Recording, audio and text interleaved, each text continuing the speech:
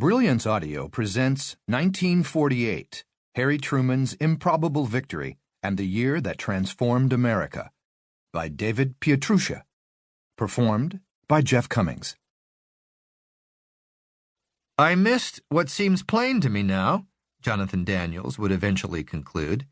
No man ever played hard to get with more conviction than Harry Truman. Truman's acceptance speech, in its brevity and simplicity, reflected that attitude, as did the fact that he was unexpectedly called to the podium while eating a sandwich. In its entirety, it read, "You don't know how much I appreciate the very great honor which has come to the state of Missouri. It is also a great responsibility which I am perfectly willing to assume. 9 years and 5 months ago I came to the Senate.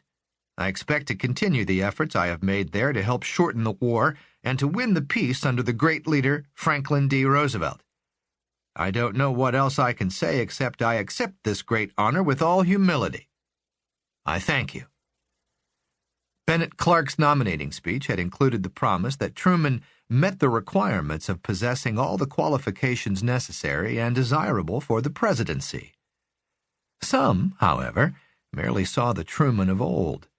The fiercely Republican Chicago Tribune condemned him as the grinning skeleton of Truman the bankrupt, Truman the yes-man and apologist in the Senate for political gangsters.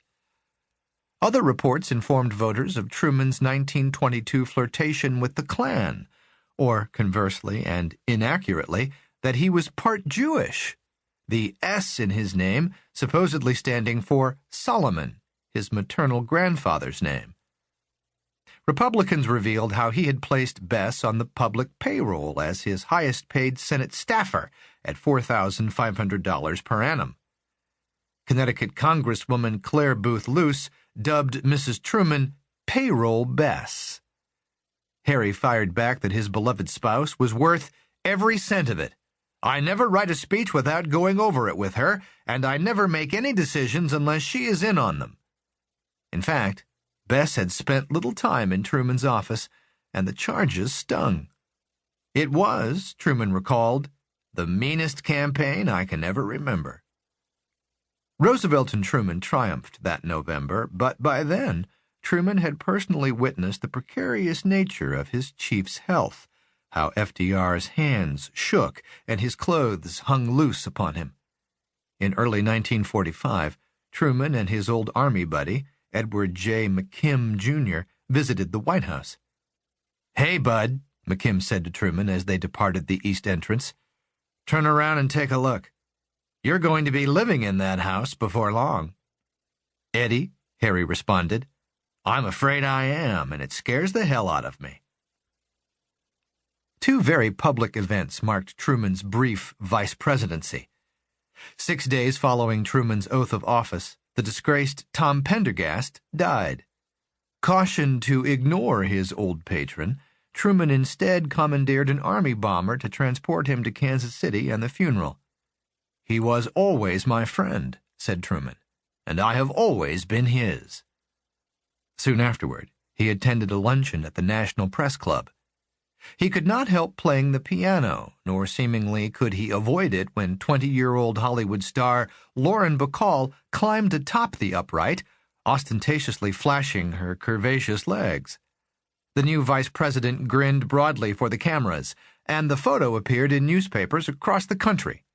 Mrs. Truman grinned not at all.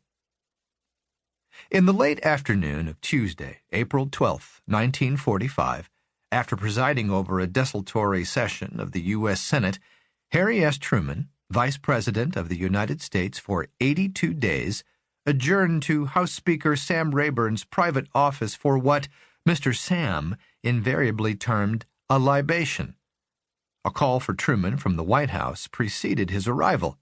He phoned back, and White House Appointment Secretary Steve Early urged HST to leave for the White House as quickly and as quietly as he could. Truman went white. Eluding his Secret Service escorts, he arrived at 5:25 p.m. to be escorted to the First Family's private quarters into Eleanor Roosevelt's sitting room. Eleanor stepped forward. She placed her arms upon his shoulder. "Harry," she said, "the president is dead." "Is there anything I can do for you?" he answered. "Is there anything I can do for you?" she responded. "For you are the one in trouble now."